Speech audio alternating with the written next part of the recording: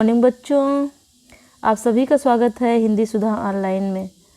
तो आज हम क्लास 9th का हिंदी व्याकरण पढ़ेंगे। तो सबसे पहले इसमें टॉपिक है आपका उपसर्ग और प्रत्यय का। तो आज हम उपसर्ग पढ़ेंगे। सबसे पहले हम संस्कृत का उपसर्ग पढ़ेंगे, इसके बाद अगले में हम उर्दू के और हिंदी के उपसर्ग भी पढ़ेंगे। तो सबसे पहले हम उपसर्ग के लिए देख लेते हैं कि उपसर्ग की परिभाषा क्या है, उपसर्ग किसको कहते हैं। इसके लिए ये हम देखते हैं। देखिए, उपसर्ग वे शब्दांश हैं जो किसी शब्द के पूर्व में लगकर उस शब्द का अर्थ बदल देते हैं।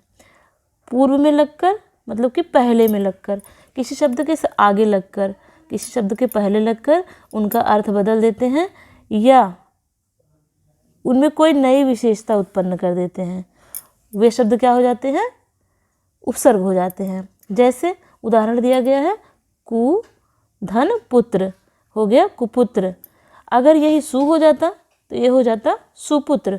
कुपुत्र मतलब बुरा पुत्र, सुपुत्र सुंदर पुत्र, अच्छा पुत्र। इसका परिवर्तन जैसे जैसे हम हमारे इसमें उपसर्ग बदलेंगे वैसे वैसे इसका अर्थ बदल जाएगा शब्द का। यहाँ कु शब्दांश पुत्र शब्द के साथ बैठकर नया शब्द गढ़ देता है। मतलब कि कु शब्द जो है, पुत्र एक शब्द है, इसमें कु लगाने पे उसका अर्थ परिवर्तन होकर दूसरा नया शब्द बनेगा। अगर सु लगाते हैं तो दूसरा बन जाएगा। ध्यान रहे, कु शब्दांश है, शब्द नहीं है। शब्द कौन सा था? शब्द है पुत्र आपका। शब्द वाक्य में स्वतंत्र रूप से प्रयुक्त हो सकता है, शब्दांश नहीं। क्या कह रहा है? शब्द जो है वाक्य में स्वतंत्र रूप से प्रयुक्त हो सकता है लेकिन शब्दांश नहीं। शब्दांश तो किसी शब्द के साथ जुड़कर ही नए अर्थ की रचना में सहायक होता है। जो शब्दांश शब्द से पूर्व लगता है उसे उपसर्ग कहते हैं। मतलब जो शब्दांश शब्द से पूर्व लगता है, इसकी परिभाषा मुख्य रूप से क्या हो गई कि जो शब्दांश शब्द के पूर्व लगता है उसे उपसर्ग कहते हैं। तो इस तरह से हिंदी भाषा में संस्कृत, हिंदी तथा उर्दू के उपसर्गों की प्रधानता है। मतलब हिंदी भाषा में संस्कृत, हिंदी तथा उर्दू शब्दों की प्रधानता है, इसलिए इनके उपसर्ग भी भाषानुसार भिन्न हैं। मतलब कि उपसर्ग हिंदी के उपसर्ग अलग से हैं, संस्कृत के अलग से हैं और उर्दू के अलग से हैं। तो तीनों उपसर्ग हम बारी बारी से पढ़ेंगे बाद में। शब्द जिस स्रोत होता है, शब्द जिसका स्रोत का होता है, उपसर्ग भी उसी स्रोत भाषा का लगता है। मतलब कि शब्द अगर हिंदी का है तो उसमें उपसर्ग भी हिंदी का ही लगेगा। शब्द अगर संस्कृत का है तो उपसर्ग उसमें संस्कृत का लगेगा। अगर शब्द उर्दू का है तो उपसर्ग किसका लगेगा? उर्दू का लगेगा। इस तरह से जिस भाषा का शब्द होगा, शब्द जिस भाषा का होगा, उपसर्ग भी उसी भाषा का लगेगा। तो समझ में आ गया होगा कि जो शब्दांश शब्द से पूर्व लगकर शब्द के अर्थ में परिवर्तन कर दें या उसमें कुछ विशेषता ला दें, उन्हें उपसर्ग कहते हैं। ये आपकी उपसर्ग की परिभाषा हो गई। अब उदाहरण के लिए सबसे पहले हम क्या पढ़ेंगे? तत्सम शब्द। तत्सम का मतलब जो संस्कृत के शब्द होते हैं उनको तत्सम कहा जाता है। जो ज्यों के त्यों हमारी हिंदी भाषा में आ गए वो तत्सम शब्द कहलाते हैं। तो सबसे पहले हम अपना संस्कृत का उपसर्ग पढ़ेंगे आज। तो संस्कृत के उपसर्ग को थोड़ा सा देख लेते हैं हम। ये देखिए, हिंदी भाषा में संस्कृत भाषा के उपसर्ग इनको देखते हैं। जैसे अति है, अति जो है, अति उपसर्ग लगाना है इसमें। कैसे? इसका प्रयोग बहुत अधिक, अति का क्या अर्थ है? बहुत अधिक का भाव उत्पन्न करने के लिए किया जाता है। अति शब्द का जो प्रयोग किया जाता है, बहुत अधिक का भाव उत्पन्न करने के लिए प्रयोग किया जाता है। जैसे अत्यंत, अति धन अंत। अत्याचार, अत्याचार, अत्याचार में है क्या है? अति आचार। अतिरिक्त, अति रिक्त, अतिरिक्त। अति, अति प्राचीन, अति प्राचीन के लिए अति प्राचीन। अत्यधिक, अत्यधिक में अति अधिक। अति उत्तम, अति धन उत्तम। क्या है? अति का प्रयोग किसके लिए हुआ था? बहुत अधिक के लिए हुआ था। तो इसमें अत्युत्तम, बहुत अधिक उत्तम। अत्यधिक मतलब कि बहुत ज़्यादा। अति प्राचीन मतलब बहुत पुराना। इस तरह से अति शब्द का प्रयोग जहाँ भी आए ये समझना चाहिए हमको कि ये बहुत अधिक का बोध करा रहा है, अधिक का बोध करा रहा है, अधिक के लिए प्रयोग में लाया जाता है। इस तरह से दूसरा उपसर्ग है अधि। अधि का क्या है? इसका प्रयोग प्रायः जो है ऊंचे श्रेष्ठ के लिए होता है। ये देखते हैं इसका प्रयोग क्या होता है, प्रायः ऊंचे या श्रेष्ठ के लिए होता है। अधिकार, जैसे अधिकार है अधि धन कार, अधि धन आदेश, अध्यादेश, अध्यादेश में अधि धन आदेश, अधिपति, अधि धन पति, अधिकरण, अधिधन करण। इसी तरह से अधिशुल्क, अधिनायक, अघोष नहीं अधीश, अधिधन ईश, अधीश, अधिवक्ता, ये सारे क्या है? अधि का प्रयोग इनमें हुआ है। ये ऊंचे या श्रेष्ठ के लिए इसका प्रयोग किया जाता है। इन सब में जो है अधि उपसर्ग का प्रयोग हुआ है। जैसे आप देख रहे हैं अधिशुल्क, अधिधन शुल्क, अधिनायक, अधिधन नायक। इसी तरह से जब दूसरा देखते हैं अनु, संस्कृत का उपसर्ग ये भी है अनु। अनु का अर्थ होता है पीछे, अनु का अर्थ होता है प्रायः पीछे, बाद में या गौड़ के लिए किया जाता है। पीछे, बाद में या गौड़ के लिए प्रयोग किया जाता है। जैसे अनुभव, अनुभव के लिए क्या है? अनु धन भव, अनुरोध, अनुधन रोध, अनुशासन, अनुधन शासन, अनुराग, अनुधन राग, अनुसार, अनुधन सार, अनुरूप, अनुधन रूप, अनुकूल, अनुधन कूल, अनुवाद, अनुधनवाद। इस तरह से अनु के प्रयोग वाले शब्द हम लोगों ने देख लिए। इसके बाद हम देखेंगे अप शब्द का। अप संस्कृत का शब्द ये भी है, अप है। इसमें क्या है? इसका प्रयोग प्रायः अनुचित या बुरे अर्थ में होता है। इसका प्रयोग क्या होता है? अनुचित या बुरे के अर्थ में होता है। जैसे अपमान, अपमान, अपधन मान, अपकार, अपधन कार, अपवाद, अपधन वाद, अपशब्द, अपधन शब्द, अपकीर्ति, अपधन कीर्ति, अपयश, अपधन यश, अपव्यय, अपधन व्यय, अपहरण, अपधन हरण। इसी तरह से अभी का है। अभी के लगाने पे अभी का प्रयोग, इसका प्रयोग क्या होता है? प्रायः सामने, चारों ओर या वैशिष्ट दिखाने के लिए होता है। मतलब किसी चीज़ की विशेषता दिखाने के लिए या सामने के लिए, चारों ओर के लिए इसका प्रयोग होता है। जैसे अभिमान, अभिधनमान, अभ्यागत, अभिधन आगत, अभिभाषण, अभिधन भाषण, अभिमुख, अभिमुख, अभिनय, अभिनय, अभीष्ट, अभिधन इष्ट, अभ्यास, अभिधन आस, अभियान, अभियान, अभिरक्षा, अभिधन रक्षा, अभियोग, अभिधन योग। ये सारे उदाहरण अभिउपसर्ग के हैं। अभिउपसर्ग अगला देखते हैं कौन सा है? अव। इसका प्रयोग बुरा, हीन या उप के लिए होता है। अव का प्रयोग क्या होता है? बुरा के लिए होता है। जैसे अवमूल्यन, अवधन मूल्यन, अवनति, अवधन नति, अवगुण, अवधन गुण, अवतरण, अवधन तरण, अवशेष, अवधन शेष, अवचेतन, अवचेतन। इसी तरह आ उपसर्ग है, ये भी संस्कृत का ही उपसर्ग है। इसका प्रयोग तक, समेत आदि अर्थों में किया जाता है। आकंठ, आ धन कंठ, आकर्षण, आधन कर्षण, आगमन, आधन गमन, आजन्म, आधन जन्म, आदान, आधन दान, आरक्षण, आधन रक्षण, आक्रमण, आधन क्रमण, आचरण, आधन चरण, आजीवन, आधन जीवन, आमरण, आधन मरण, आबाल वृद्ध, आधन बाल धन वृद्ध। इसमें देखिए दो ये उपसर्ग जो है इसमें है और ये क्या है, दो शब्द जुड़े हुए हैं, बाल और वृद्ध, मतलब बचपन और बुढ़ापे तक, सब समय तक, पूरे टाइम तक। आकंठ यहाँ दिया है, कंठ तक, पूरे, समेत मतलब तक, इसके लिए आ का प्रयोग होता है। इसी तरह उत है, उत का प्रयोग क्या होता है, इसका प्रयोग ऊंचा, श्रेष्ठ या ऊपर के अर्थ में होता है। जैसे उत्कर्ष, उत्धनकर्ष, उत्तम, उत्धनतम, उद्गम, उत्धनगम।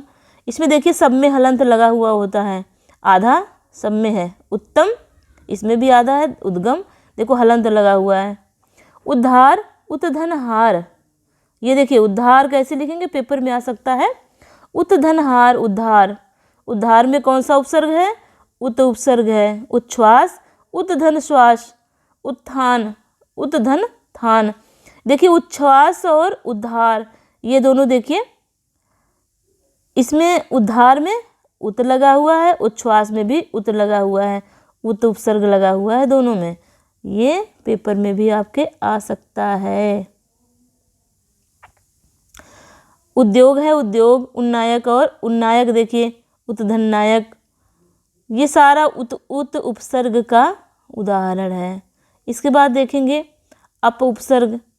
अप का प्रयोग निकट, समान या गौड़ के लिए होता है। जैसे उपकृत, उपग्रह, उपधनग्रह, उपनाम, उपधननाम, उपनगर, उपनगर, उपमंत्री, उपमंत्री, उपधन मंत्री, उपयोग, उपधनयोग, उपवन, उपधनवन। इसी तरह से और भी दिए गए हैं। उपप्रधानाचार्य, उपप्रधानाचार्य, उपधन प्रधानाचार्य, उपभेद, उपधन भेद, उपसंहार, उपधन संहार, उपदेश, उपधन देश, उपकूल, उपधनकूल, उपचार, उपधनचार। ये सारे ही उदाहरण उप उपसर्ग से है। उप उपसर्ग किसका है, उप उपसर्ग संस्कृत का उपसर्ग है, ये ध्यान में रखना है।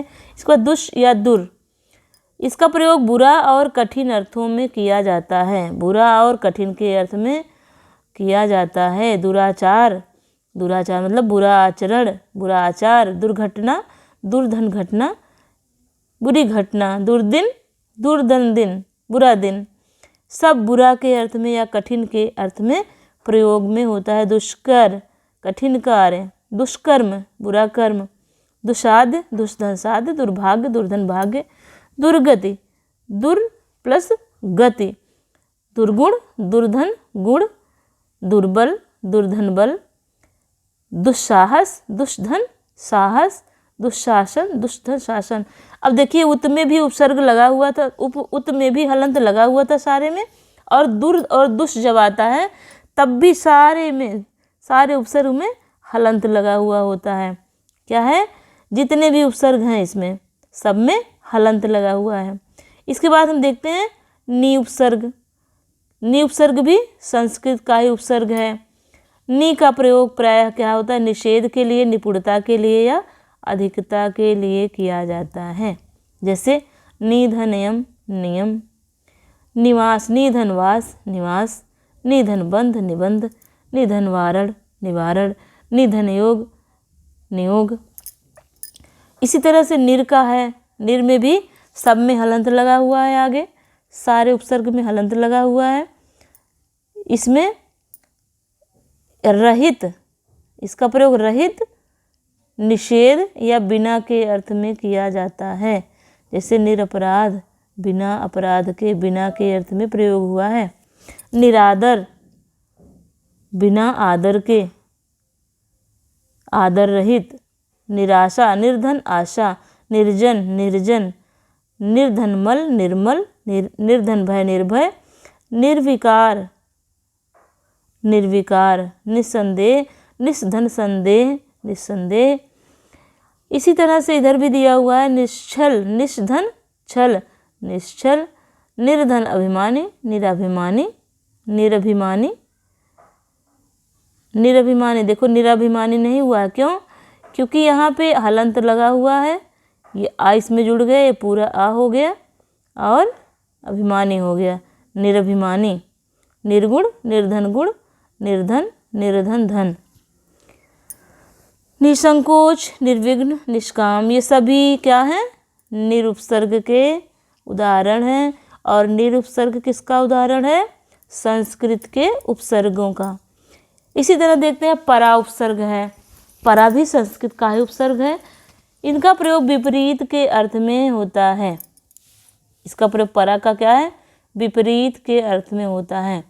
पराजय मतलब दूसरे की जय। पराक्रम, पराधन, क्रम, यहाँ भी दूसरे के अर्थ में, यहाँ भी दूसरे के अर्थ में। पराभाव, यहाँ भी। इसी तरह से परि का प्रयोग चारों ओर के लिए किया जाता है। परिक्रमा, परिधन, क्रम, परीक्षा, परिधन इच्छा, परिकल्पना, परिधन कल्पना, परिपूर्ण, परिधन पूर्ण। इसी तरह से इधर भी दिया गया है परिणय, परिवर्तन, परिचालक, परिपक्व। सभी में परि उपसर्ग है और परिसर्ग कहाँ का उपसर्ग है? संस्कृत भाषा का उपसर्ग है, जो तत्सम शब्दों में लगता है, संस्कृत का उपसर्ग। इसी तरह से प्र है। इसका प्रयोग अधिक या आगे के अर्थ में होता है, जैसे प्रकृति, प्रधन कृति, प्रक्रिया, प्रधन क्रिया, प्रभार, प्रधन भार, प्रसिद्धि, प्रधन सिद्धि, प्राध्यापक, प्रधन अध्यापक, प्रख्यात, प्रगति, प्रबल, प्रयत्न। सारे ही उदाहरण इसमें क्या है? संस्कृत के हैं, संस्कृत तत्सम शब्दों के हैं। इसके बाद हम देखते हैं प्रति उपसर्ग। प्रति उपसर्ग क्या है? प्रति उपसर्ग में इसका प्रयोग हर एक, विरुद्ध या सामने के लिए होता है। प्रति उपसर्ग का प्रयोग कहाँ पे? हर एक के लिए, विरुद्ध के लिए और सामने के लिए किया जाता है। जैसे प्रतिध्वनि, प्रतिधन, ध्वनि, प्रतिधन नियुक्ति, प्रत्येक, प्रतिधन एक, प्रतिरक्षण, प्रति उपसर्ग और क्षण, प्रतिक्षण हो गया, हर एक क्षण। प्रत्यक्ष, प्रतिधन अक्ष, प्रतिवादी, प्रतिधन वादी, प्रतिहिंसा, प्रतिधन हिंसा। इसी तरह से वी उपसर्ग का भी प्रयोग किया गया है हिंदी में संस्कृत उपसर्ग के साथ में। तो संस्कृत का उपसर्ग है, इसमें देखेंगे इसका प्रयोग विशेषता, भिन्नता या अभाव को दिखाने के लिए होता है। जैसे विजय, वी प्लस जय, विनाश, विधन्नाश, विदेश, विधनदेश, विपथ, विधनपथ, विपक्ष, विधनपक्ष, विभाग, विभाग, विक्रय, विधन क्रय। इसी तरह से इधर भी दिया गया है विशिष्ट, विज्ञान, विलक्षण, विशुद्ध, विवाद और वियोग। सब में क्या है? सब में वी उपसर्ग लगा हुआ है। वी उपसर्ग लगने के बाद इसके अर्थ में परिवर्तन हो गया है। इसी तरह से अगला उपसर्ग हम देखेंगे सम। सम उपसर्ग क्या है? सम का मतलब अच्छा, संयोग, सहित के अर्थ में होता है।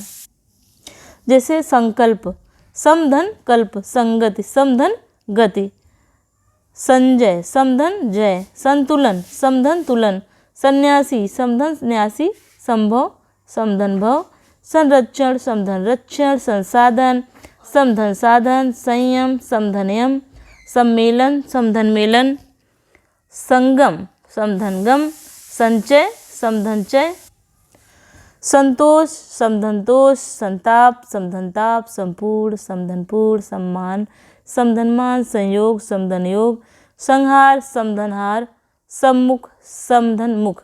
अब संहार में देखो, संहार इसमें कौन सा उपसर्ग है? संहार में सम उपसर्ग हुआ। जितने भी उपसर्ग लगे हैं, सम उपसर्ग लगे हैं, सबके आगे क्या है? हलंत लगा हुआ है। अगर सम उपसर्ग आता है, अलग करना है, तो उपसर्ग अलग अलग करते समय उसमें हलंत जरूर लगाना है। ऐसे उपसर्ग जो है पेपर में आते ही आते हैं, इसलिए इस पर ध्यान रहे। जहाँ भी आधे अक्षरों का उच्चारण हो रहा है, वहाँ पे तुरंत हम हलंत लगाएंगे। तो आगे देखते हैं सु का प्रयोग। सु उपसर्ग का प्रयोग जो है शुभ या सहज के लिए होता है। जैसे सुगम, सुधनगम, सुदूर, सुधन दूर, सुपथ, सुधनपथ, सुफल, सुधन फल, सुयोग, सुधन योग, सुव्यवस्थित, सुधन व्यवस्थित। इसी तरह से सब में सु उपसर्ग का प्रयोग हुआ है। सुशील, सुतीक्ष्ण, सुनयन, सुपुत्र, सुबोध, सुपात्र, सुशिक्षित, स्वच्छ, स्वागत। ये स्वच्छ और स्वागत आप देखिए, सुधन अक्ष, सुधन अक्ष, उ इसको हटाते हैं,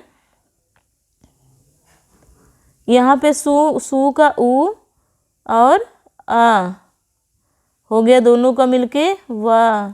इस तरह से तो क्या हुआ, इसमें उ और आ मिलके वाह हो गया है। तो स्वच्छ, स्वच्छ अगर आता है स्वच्छ में सु उपसर्ग, सुधन आगत, अगर स्वागत आ जाता है आपके सामने उपसर्ग निकालने के लिए, अलग करने के लिए, तो उसमें क्या करेंगे, सुधन आगत करेंगे, उ और आ मिलकर के वाह बन जाता है। आप संधि पढ़ेंगे तो उसमें समझ में आएगा, यड़ संधि में उ मिलके उ और आ मिलके वाह बन जाता है। तो वही इसमें प्रयोग हुआ है, सु प्लस धन अक्ष बराबर हो गया स्वच्छ, सु धन आगत बराबर हो गया स्वागत। और बाकी सब में तो सुधन तीक्ष्ण है, सुनयन है, सुपुत्र है, सुबोध, सब सीधा सीधा था। ये 2 उदाहरण का आप खास अच्छे खासे ध्यान में रखने की ज़रूरत है। इसको आप हमेशा याद रखिए कि सु अक्ष, स्वच्छ और स्वागत, स्वच्छ और स्वागत को आप ध्यान में रखेंगे। इसके बाद हम देखते हैं अगला, संस्कृत के कुछ शब्दांश जो समास के पूर्व भाग में प्रयुक्त होते थे, परंतु अत्यंत प्रचलन के कारण उपसर्ग के समान प्रयुक्त होने लगे। ऐसे उपसर्गों को भी हम देख लेते हैं। जैसे अंतः उपसर्ग है। अंतः उपसर्ग क्या है, भीतर के अर्थ के लिए है अंतः उपसर्ग। जैसे अंतःकरण हो गया, इसमें अंतः है। अंतर्जातीय हो गया, अंतः जातीय अंतर्जातीय हो गया। अंतर्मन, अंतर्मन हो गया। अंतरात्मा, अंतरात्मा हो गई। इसके बाद है अंतःपुर, अंतःपुर हो गया। अंतर्धान, अंतर्प्रधान। अंतर्मुखी, अंतर्धनमुखी। अंतर्राष्ट्रीय, अंतर्धनराष्ट्रीय। अंतर्देशी, अंतर्धन देशी। ये उदाहरण आपके अंतः या अंतर जो भीतर का अर्थ प्रयुक्त करते हैं उनके लिए है। अब आ का प्रयोग कब होता है, आ अभाव के अर्थ में होता है। अकाल, अचर, अधर्म, अभाव, अहिंसा, असाध्य। इसी तरह से अगम्य, अन्याय, असुंदर, अज्ञान, अशुद्ध, सब में क्या हुआ है, आ उपसर्ग का प्रयोग हुआ है। इधर भी और इधर भी सब में आ उपसर्ग का प्रयोग हुआ है। आ उपसर्ग कहाँ का है, संस्कृत का उपसर्ग है। इसी तरह अधा उपसर्ग है। अधा का मतलब नीचे के अर्थ में, नीच के अर्थ में, नीचे जाने का। अधा पतन, अधाधन पतन। अधोमुखी, अधोमुखी, अधाधन मुखी। अधोगति, अधाधन गति। अधोलिखित, अधाधन लिखित। अन, अन क्या होता है, अभाव के अर्थ में। अनंत, अनाचार, अनागत, अनिच्छा, अनुचित, अनायास, अनाद, अनेक, अनुपम, सब में अन लगा हुआ है। इसमें ध्यान देने की बात है, देखिए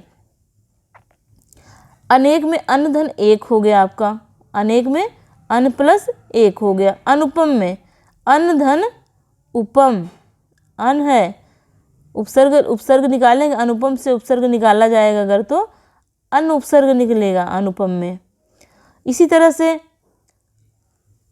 अनुचित है, अन धन उचित, अनुधन चित नहीं होगा, अन धन उचित होगा। इसमें भी सब पे क्या है, हलंत लगा रहेगा। अगर इसमें कोई शब्द है आपका, उसमें से आपको निकालना है तो सबसे पहले हलंत लगेगा। इसका ध्यान रखना हमको बहुत ज़रूरी है। इसके बाद अलम है। अलम, अलम में भी अलग करेंगे, अलंकार है। अलम धन कार, अलम धन कार, अलंकार। इसमें भी यहाँ पे हलंत लगेगा। अलंकरण, अलम धन करण। ये दोनों उदाहरण जो हैं आपके अलम के हैं। बहुत के अर्थ में होता है प्रयोग इनका, और इनमें भी उपसर्ग वो लगता है, उपसर्ग कह रहे हैं, ये हलंत लगता है।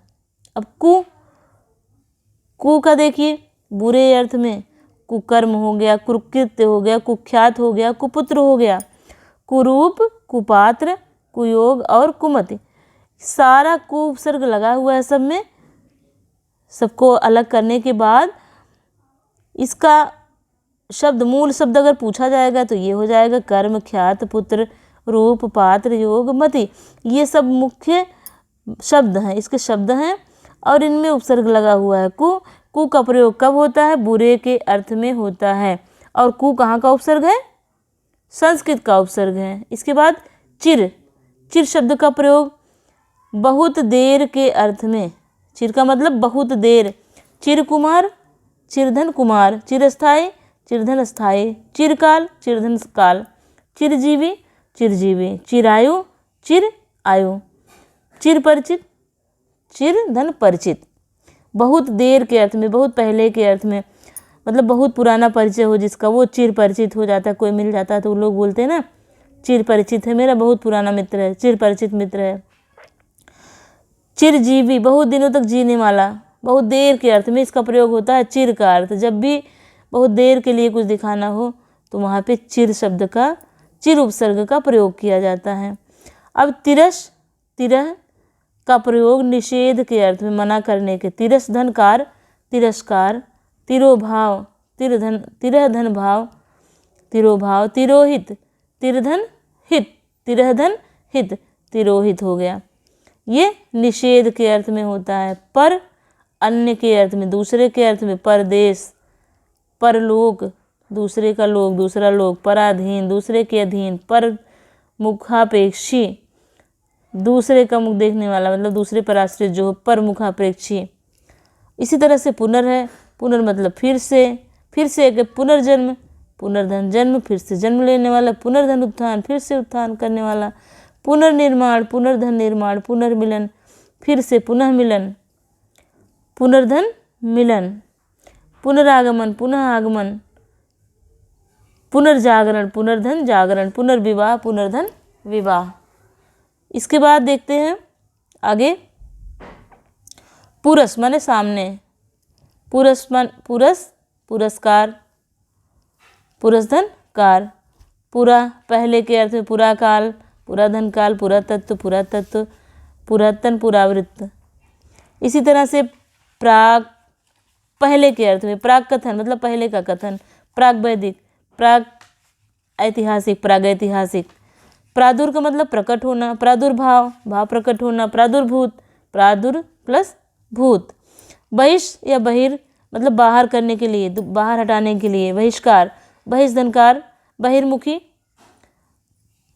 बहिर्मुखी, बहिर्गमन और बहिरंग।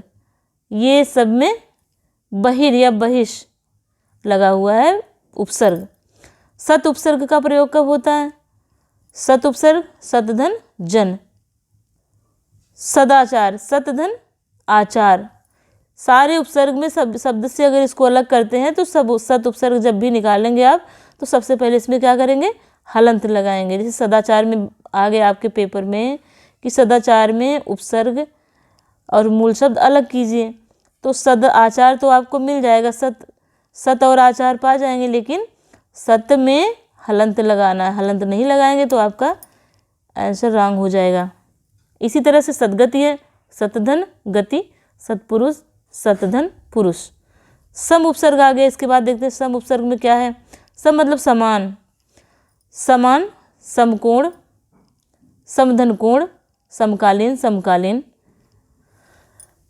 इसके बाद इसी तरह से समकालिक, समधनकालिक, साथ के अर्थ में। इसके बाद आता है सह, तो साथ के लिए क्या है? सहधनकारिता, सहधनकारिता, सहचर, सहधनचर, सहपाठी, सहधन पाठी, सहगान, साथ में गान, साथ के अर्थ में है ना, सहगान, सहोदर, सह उदर, सहमति, सहधनमति। ये सह के लिए है। सह का प्रयोग कब होता है? जब साथ का अर्थ दिखाया जाता है तो सह उपसर्ग का प्रयोग किया जाता है। और ये सह उपसर्ग कहाँ का है? संस्कृत का उपसर्ग है। स्व माने अपना, अपने जन, स्वजन, स्वधन जन, स्वधन चालित, अपने आप से चलने वाला।